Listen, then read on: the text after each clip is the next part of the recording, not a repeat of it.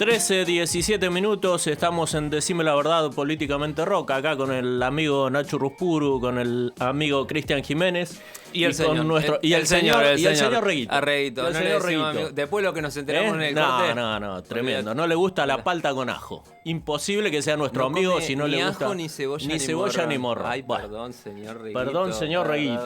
Perdón, señor Reguito. Hermosa nota con nuestro amigo Reinaldo Sietecase. Que es amigo porque además come morrón, cebolla y ajo. Y bueno, y ahora poniéndonos más serios, ya estamos con la segunda nota de Decime la Verdad. Ella es periodista, es de Colombia, es documentalista, se le otorgó, mejor dicho, el premio Simón Bolívar por su documental 970. Estamos ya con Victoria Solano. ¿Cómo estás, Victoria? Buen día. Buenos días, ¿cómo están? Gracias por la invitación. Bueno, muy bien. Acá con mucho frío. ¿Cómo está allá en Capital? Con frío y confirmo que como palta con ajo. Muy bien. Palta con ajo. ¿Y limón? Va, claro, limón. Hay que ponerle limón. Le dicen... ¿No? Allá se dice palta o aguacate. Aguacate. Con aguacate, entonces. Pero son grandes, no chiquititas. Son de las grandes. Son buenísimas. Bueno, hay que conseguir. Y se comen con limón, tomate y cebolla, o sea, guacamole. Claro, guacamole. Qué rico eso. Riquísimo. Bueno, esperamos comer algún día, entonces, algún aguacate hecho Estás invitada, si venís a Bahía, ya sabemos con qué recibirte. Claro. Llego con el guacamole. Con el guacamole, vamos. Ustedes ponen el asado, yo el guacamole. Muy bien. Victoria, algo no tan grato como el guacamole, quería preguntarte cómo transitas la pandemia. Pues con muchos altibajos. A veces pienso bueno, tengo tiempo pero no hay tiempo. A veces uno cree que estar en la casa y no tener que salir significa tener más tiempo, pero no hay tiempo. Aparte, la maternidad se suma ahí de una manera muy fuerte, entonces es todo el tiempo estar poniendo el cuerpo en la casa con los chicos, tratando de encontrar ratitos para estudiar también, pero para trabajar sobre todo. A veces con mucha angustia de salir, ¿no? Con mucho miedo, muchas ganas de ver a gente, amigas y amigos, y que los chicos vean a sus amigos y a sus amigas y encontrarse con el miedo, ¿no? De ver a esta gente, así que creo que no la estoy pasando muy bien todavía, la verdad. Bueno, un poco como estamos transitando todos este momento raro para la humanidad, ¿verdad? Sí, ojalá se acabe rápido, ojalá que no haya una nueva también, porque a veces empiezan a decir eso y es una angustia, como como una ansiedad por el futuro muy fuerte, ¿no? Y aunque, digamos, yo he tenido la fortuna de no tener casos de coronavirus dentro de la casa todavía, pero aún así la angustia del futuro es muy fuerte, saber cuándo va a parar, si esto se va a poner peor en algún momento, si con la vacuna ya está. Muchísima incertidumbre, creo que es mucha incertidumbre y creo que esa incertidumbre lo va minando a uno día a día y hay momentos pues en que eso explota y hay mucha emocionalmente, ¿no? Como mucha inquietud emocional, como esa dificultad de planear, ¿no? Querer decir, bueno, que viajo, no sé si en ese momento pueda viajar, no sé si estén las fronteras abiertas o cerradas. Esa imposibilidad de proyectar creo que también es una cosa muy fuerte de esta pandemia. Muy fuerte y muy difícil se hace por momentos, tal cual lo estás expresando vos, Victoria. Nombraste 2 veces la palabra futuro. Yo te quiero preguntar, tal cual le preguntamos recién al periodista Reinaldo Sietecase, conductor de Radio con Voz, el programa que hace todas las mañanas, llamado La Inmensa Minoría. Te quiero preguntar, ¿cómo ves el presente de los medios de comunicación tanto en América Latina, o mejor dicho, en América Latina, más precisamente en Colombia y en Argentina? Mira, te voy a hablar más de Colombia, que es el lugar donde conozco más el funcionamiento, digamos, y creo que están en estadios bien diferentes en Colombia y en Argentina. Yo cuando llegué en el 2010 a estudiar periodismo, hice el magíster de periodismo acá.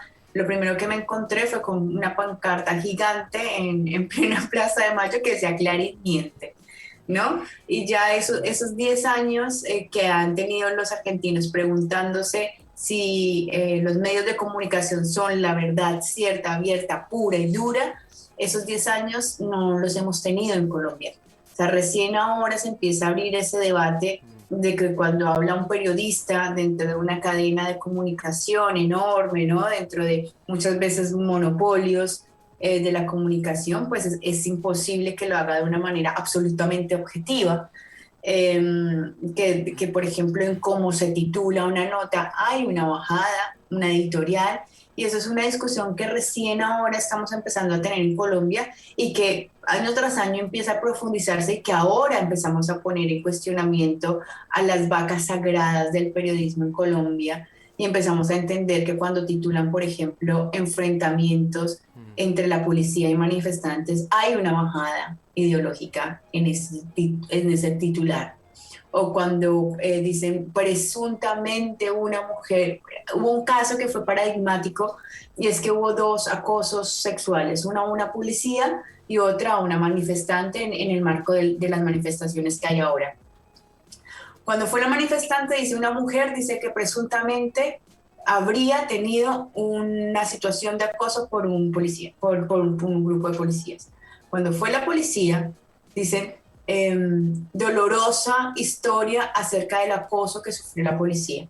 Habría como toda una margen de, o sea, todas las palabras, los adjetivos, los verbos que usaron para poner una y otra, un caso igual de doloroso. Digo, las 2 mujeres que ninguna de las 2 tendría por qué haber sido acosada. Y a las 2, desde mi lugar como ciudadana y como periodista, les creo a las 2. Pero que el mismo medio trata completamente diferente. Y eso es una cosa que recién ahora los colombianos estamos empezando a preguntarnos por qué, ¿no? Y empezamos a darnos cuenta que muchos periodistas y muchas cadenas muy, muy, muy grandes tienen ciertos intereses que protegen y que los protegen a través de su discurso. Entonces empiezan a tener una crisis de medios y empiezan a salir nuevos medios, que en este paro ha sido muy importante, los medios que funcionan de manera muy independiente, los medios fundados por periodistas, ¿no? Desde donde la lógica de la empresa no está como en el centro, sino que está en el centro el periodismo, ¿no? Y después empiezan, pues obviamente, las necesidades de que el medio se sostenga y demás, pero que nacen con el espíritu periodístico, no con la lógica de empresa. Y eso pienso que está pasando ahora y creo que lo aceleró mucho el paro. Veíamos algunos medios que estaban haciendo y tenían unas investigaciones interesantes, pero que en el paro se nos hicieron fundamentales para enterarnos. Medios y personas que estaban en territorio y a través de las cuales nos pudimos enterar. Así que siento que en Colombia empieza a haber un debate muy interesante y un debate que se nos estaba quedando bastante viejo acerca de cuándo creer a un periodista y entender que un periodista es una persona con intereses, sobre todo en Colombia. Bien. Victoria, comparto programa con mi amigo y compañero Nacho Ruspuru, que también quiere hacerte una pregunta. Buenas tardes, Victoria. Ciertamente, el pueblo colombiano está viviendo un momento muy especial. ¿Cuáles son las causas que vos ves que están movilizando al pueblo colombiano como hace mucho no lo hacía, ¿no? De paso también te pregunto, ¿hace cuánto que no se vivía un fenómeno social de esta magnitud en Colombia? Es una pregunta complicada, Nacho. Mira, hace ya algunos años, más o menos desde el año 2013, empieza a haber cada año un paro. Y cada año más o menos pasa lo mismo, y es que lo primero que pasa es que lo estigmatizan y dicen, no es un paro ciudadano, realmente está infiltrado por la guerrilla.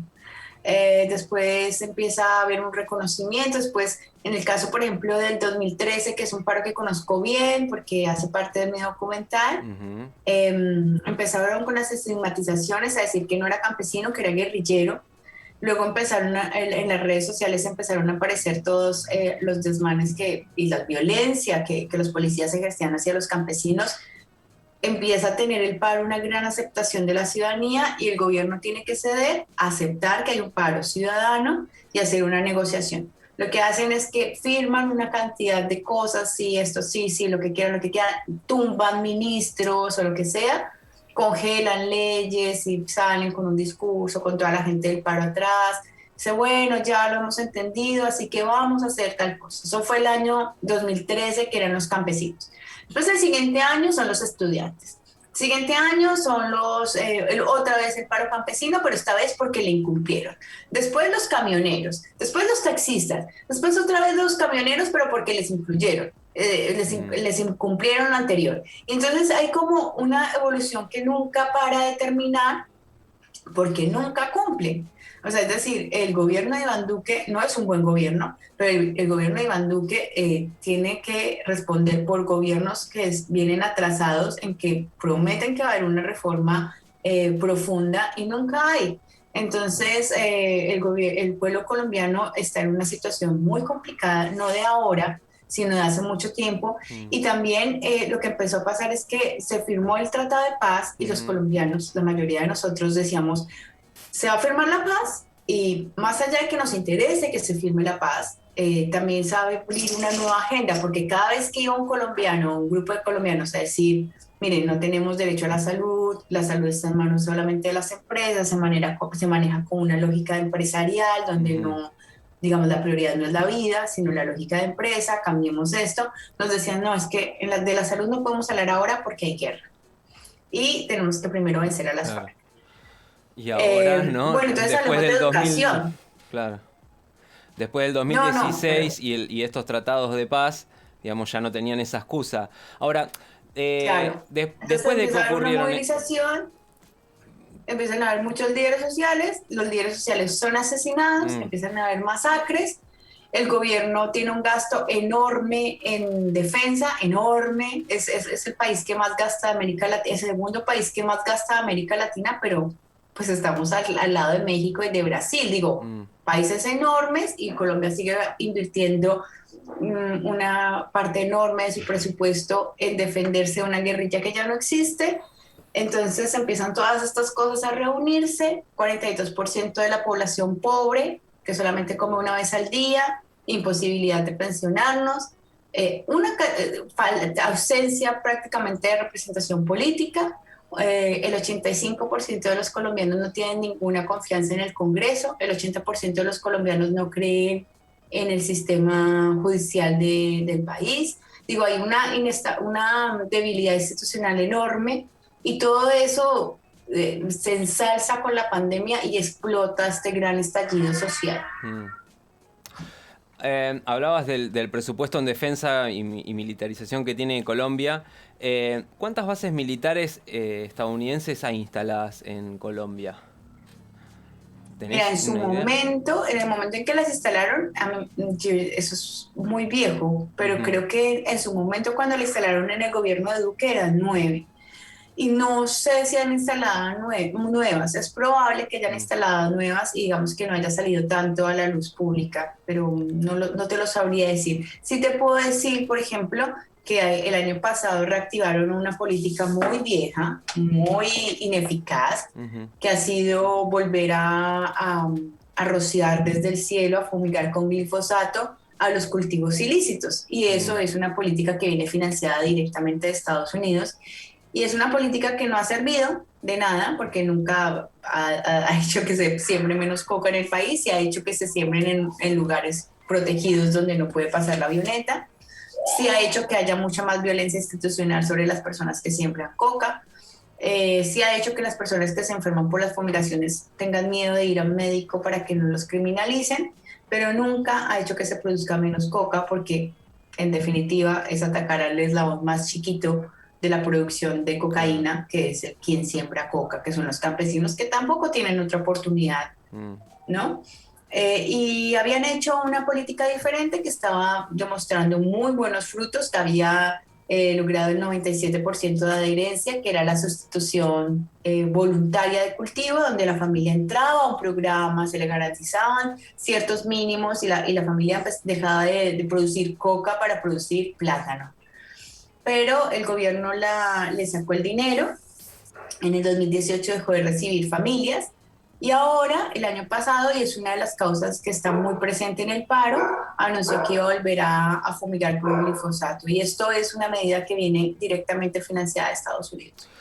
Acabas de nombrar la fumigación con glifosato y las imágenes que nos llegan a nosotros de Colombia son imágenes de conflictividad social en los centros urbanos más grandes, Cali sobre todo.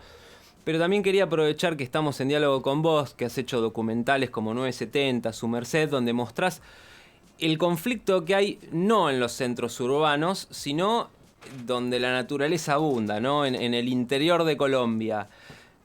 ¿Cómo está la situación ahí? Las comunidades rurales, las comunidades indígenas, ¿cómo la están pasando? Terrible, es terrible. O sea, digamos, esto se vea en las ciudades es simplemente como rebosa el vaso y empieza a pasar en estos lugares de una manera mucho más fuerte. Pero, por ejemplo, la comunidad que más está en estos momentos movilizando, por ejemplo, en Cali, son barrios donde están todos desplazados del Pacífico, desplazados del campo, desplazados por la violencia, personas que no han podido vivir en el campo por muchas razones. Una de esas es que, por ejemplo, no se puede vivir, no es rentable vivir del campo, ¿no? Entonces tú puedes cultivar y te puede ir bien, incluso que tu tierra sea fértil, pero cuando llegas a venderlo, tienes que preguntar, ¿a cuánto están pagando la cebolla hoy? Entonces te dicen, no, a 2, ay, pero me salió 5, no, pero pagamos 2. Y tienes que dejarla e irte con una deuda de 3 pesos porque, o sea, es lo que pasa en los cultivos hoy, no hay una regulación de precio, hay una importación tremenda de maíz, estamos importando maíz. Colombia, el país de la arepa, importa maíz, importamos todo, incluso estamos importando café. Y lo único que estamos exportando es petróleo en primer lugar, y el segundo lugar de entrada en Colombia, digamos, el segundo renglón de la economía en Colombia son las divisas, o sea, de los migrantes que vivimos afuera y enviamos dinero al país. Entonces te diría que lo primero que exportamos es petróleo y lo segundo que exportamos es gente. No estamos exportando no, digamos, ninguna de nuestras economías es lo suficientemente fuerte porque no se está apoyando al campesino para que exporte, pero además porque no hay, por ejemplo, carreteras, no hay infraestructura para que un campesino pueda sacar su cosecha y llevarla a un puerto, llevarla a un lugar donde se pueda exportar, ¿no? No hay la suficiente organización. Colombia se metió en un TLC sin ningún tipo de capacitación, ¿no? Sin ningún tipo de posibilidad real de competir con un TLC. Entonces lo que está haciendo es importando mucha comida. Por ejemplo, ahora lo que pasó en la pandemia lo cuento como una anécdota que deja ver mucho la política. Y es que cuando empezó, en el primer momento en que hubo cuarentena, y que había que garantizar los alimentos en las grandes ciudades, la decisión que toma el gobierno en un país que produce mucha comida y que produce toda clase de comida durante todo el año, porque ni siquiera tenemos estaciones, en vez de garantizar que los campesinos pudieran llevar esa comida a las ciudades y que no pasara lo que pasó muchas veces, es que tuvieron que dejarla enterrada en la tierra y ni siquiera cultivarla o tirarla, lo que hace el gobierno en ese momento es bajar los aranceles de la comida que entra importada. Esto es de trigo, de arroz, de maíz importado de Estados Unidos. Entonces, tienes una visión de país que afecta completamente a los campesinos. Después, no hay seguridad. Queda claro, importa ¿no? café. Colombia importa café. Eso es algo que ya es un título, digamos. Es muy loco eso. Es muy grave. Es increíble. Victoria. Además, yo te digo, Sí. nada, que comemos arepa 2, 3 veces al día y comemos arepa con maíz importado. Qué loco esto. Victoria, tanto en 970 como en Su Merced, denunciás justamente las desigualdades sociales. Yo vuelvo a la parte de los medios de comunicación, ¿sí? Aprovechando que estamos en este especial por el Día del Periodista, que es el lunes que viene, el 7 de junio, y quiero preguntarte si en general, no solamente en Colombia, si en general a los grandes medios de comunicación les interesa hablar sobre las desigualdades sociales. Yo creo que los medios de comunicación de empresas muy grandes con intereses muy claros que no terminan de hablar de las cosas fundamentales. Por ejemplo, durante muchos años, una de las noticias que pasaban cada año, sí o sí, era que Colombia otra vez había quedado en el ranking del país más feliz del mundo. Yo realmente nunca he escuchado cuál es el segundo país más feliz del mundo, o el tercero, o quién hace ese ranking, cómo lo hacen, pero cada año nos dicen que Colombia otra vez quedó como el país más feliz del mundo. Y cada vez la gente se empieza a preguntar como, no, es como, de verdad, es como cada año pasa lo mismo y es muy extraño. No hablan, por ejemplo, no hacen repreguntas. A mí me sorprende esto. O sea, la semana pasada, por ejemplo, hubo un caso de que un civil armado entró en una manifestación y mató a un muchacho. Los manifestantes, como muy enojados, lo persiguen y lo capturan y lo linchan y lo matan. Cuando lo matan, le quitan todos los documentos y encuentran que era un funcionario de la Fiscalía de Cali. Gravísimo. Sale el fiscal y le hacen las preguntas. No, es que el funcionario estaba de vacaciones, había pedido permiso, iba por ahí armado y justo pasó por este lugar y justo pasó esto. Y dijo que no, ni siquiera dijo eso, lo que él dijo en ese momento era que él estaba pasando por ahí y que le habían pegado y que iban a aclarar cómo, que iban a capturar a las personas que lo habían matado. En rueda de prensa no hubo un solo periodista que le preguntara por qué un funcionario de él estaba de civil armado y había disparado a los manifestantes. Esto es un ejemplo para contarte cómo operan. Hay otro ejemplo que te puedo dar y es muy personal y es el de 970. Yo cuando hago el documental 970, yo lo hago a partir de una nota que leo en un periódico. Y me pareció rarísima la nota. Decía, el ICA, que es el Instituto Colombiano Agropecuario, incautó 70 toneladas de arroz de semilla pirata, un gran logro para la ciudadanía y para el ICA. Me pareció rarísimo que no hubiera otra fuente. Entonces empecé a buscar información, digamos que esa fue como la primera punta de mi documental, y cuando encuentro la página del ICA, que es este instituto que decomisa la semilla y la tira a la basura, encuentro que era un comunicado de prensa y que se había copiado y pegado tal cual. Esto en el 2013, pero el año pasado, por ejemplo, cuando se aprobaron los pilotos de fracking en el país, encontré exactamente lo mismo. Todos los periódicos estaban repitiendo los comunicados de prensa de las agencias del Estado sin hacer una sola repregunta, sin ir a preguntar en territorio. ¿Esto es así? ¿Ustedes están de acuerdo? ¿Ustedes están celebrando lo que está diciendo el gobierno? Si no son directamente una agencia de promoción de las cosas que hace el gobierno. Entonces, es muy difícil encontrar voces que señalen lo otro. Pero lo que sí es que los colombianos lo vemos en el día a día. Clarísimo. Acá tenemos el triste caso en Bahía Blanca que en los peores años de dictadura los medios comunicaban, retransmitían en los comunicados oficiales de las fuerzas de las Fuerzas Armadas. Mi última pregunta para vos, Victoria, por esta entrevista, por esta charla, ya tendremos más. ¿Vos estás viendo algún grado de similitud entre lo que está pasando en Colombia y lo que está pasando en el resto del continente, como en lugares como en Chile, o es algo aislado propio de tu país? Yo creo que inevitablemente América y Sudamérica está súper unido. O sea, tenemos unas lógicas, una hermandad ancestral que creo que ha jalado a Colombia, y que Colombia también lleva en mora de esa ebullición social pues más de una década, ¿no? Mientras todos los países tuvieron una oportunidad de probar otro tipo de gobierno, de que hubiera de pronto un ascenso social de algunas clases y demás, Colombia estuvo muy retraída pues por lógicas del conflicto armado.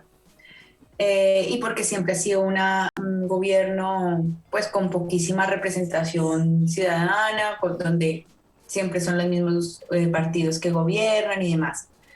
Yo, por ejemplo, ahora con lo que pasó en Chile, lo que pasó en Colombia, veo como muchas similitudes hermosas, como por ejemplo el hecho de que sea algo muy joven, de que venga sin caudillos políticos claros, sino que sea realmente una cosa más popular, autogestionada, ¿no? Y eso lo celebro. La única diferencia que le veo es que Colombia tiene una población muy armada, muy armada.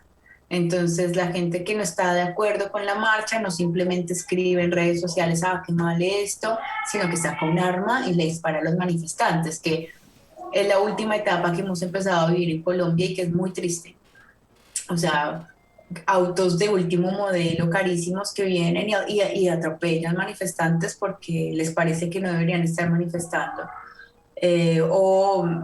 Gente que se autodenomina gente de bien, que no le parece que cierren la calle y sale a disparar y la policía no los detiene, y que pues han dejado muertos y heridos, que le han disparado también a la amiga indígena.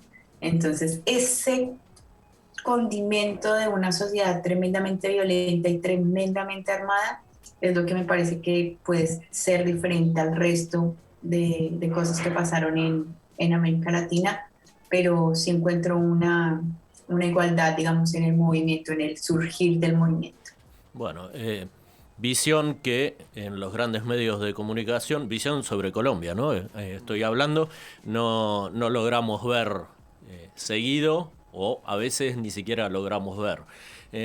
Victoria, antes de cerrar quería preguntarte, ¿en cuánto crees que se ha igualado en estos últimos tiempos la presencia de ustedes las mujeres en los medios de comunicación? Si es que se ha podido lograr algo.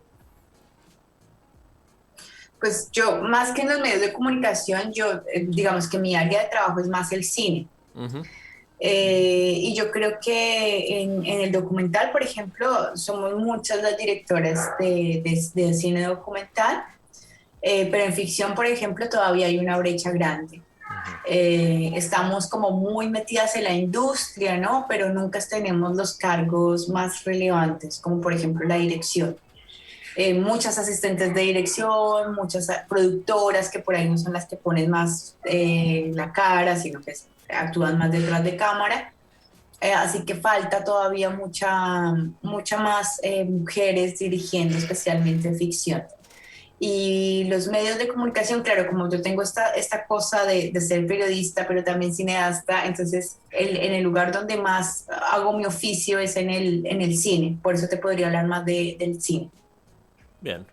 Eh, bueno, Victoria, queremos agradecerte por tu presencia acá en Decime la Verdad. Seguramente te vamos a volver a llamar porque es interesantísimo. Podríamos estar un largo tiempo hablando de todos estos temas y muchos más.